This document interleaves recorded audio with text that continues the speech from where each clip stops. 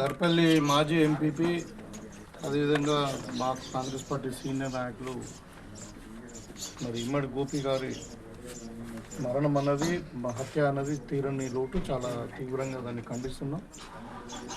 So ఆ రోజే నేను డెడ్ బాడీ ఇక్కడ పోస్ట్ మార్టం చేసి తీసుకుని వచ్చిన తర్వాత ఇక్కడికి వచ్చి మరి వాళ్ళకి నివారణ అర్పించి వాళ్ళ కుటుంబానికి కూడా ధైర్యం ఇవ్వడం జరిగింది. ఆ రోజే చెప్పడం జరిగింది, ఎట్టి పరిస్థితులలో నేరస్తులను ఎవరిని కూడా వదిలే ప్రసక్తే లేదు. సో నేను సిపి గారితో మాట్లాడడం జరిగింది, డీజీపీ గారితో అందరితో కూడా మాట్లాడి హయ్యెస్ట్ లెవెల్ ఆఫ్ ఇన్వెస్టిగేషన్ తరోగా చేస్తామని చెప్పారు వాళ్ళు. ఎందుకంటే ఇలాంటి హత్య అన్నది మన మన ప్రాంతాల్లో రేరు. మన గంగాధర్ గారు వాళ్ళ అప్పుడు నల్లవెల్లు అయిందంటే 4 ఏళ్ల కింద, మరి ఇప్పుడు అయింది.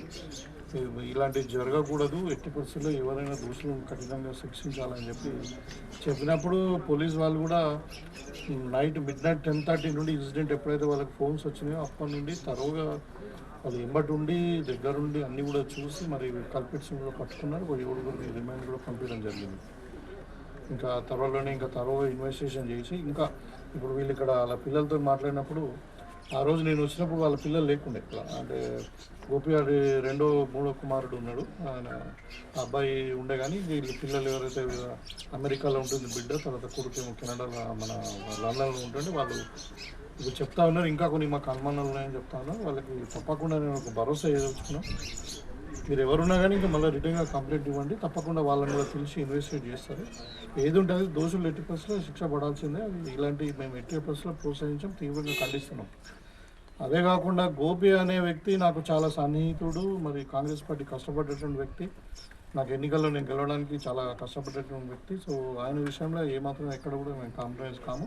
ఇవాళ చాలా బాధగా ఉంది, అందరు కూడా మొత్తం నియోజకవర్గంలో ప్రతి ఒక్కరు కూడా అయ్యో అంత మంచి వ్యక్తి, మరి అంత పెద్ద నాయకుడు, మరి ఇలా ఒక మంచి స్థానంలో ఉండే ఇలా మనకు లేకపోవడం అన్నది చాలా ఇక్కట్లో జరిగిందని అందరు ప్రతి ఒక్కరు బాధపడుతూ ఉన్నారు. సో దాన్ని తప్పకుండా ప్రాపర్గా పోలీస్ డిపార్ట్మెంట్ వాళ్ళు, తర్వాత తూద కోర్టు ఏది ఉంటుంది నేను చేసి పెడతామన్నది ఒకటి. అదే కాకుండా ఇవాళ ఈ కుటుంబానికి కూడా మనం పార్టీ పరంగా ఎమ్మెల్యేగా నేను పూర్తిగా వాళ్ళకి ఒక భరోసా ఇస్తూ, అంటే ఇంకా కొంతమంది థ్రెటనింగ్ చేస్తున్నారు మా కుటుంబాన్ని బయటకు వచ్చినాక మేము అది చేస్తాం ఇది చేస్తామని, అలాంటిది ఏమి ఉండదు.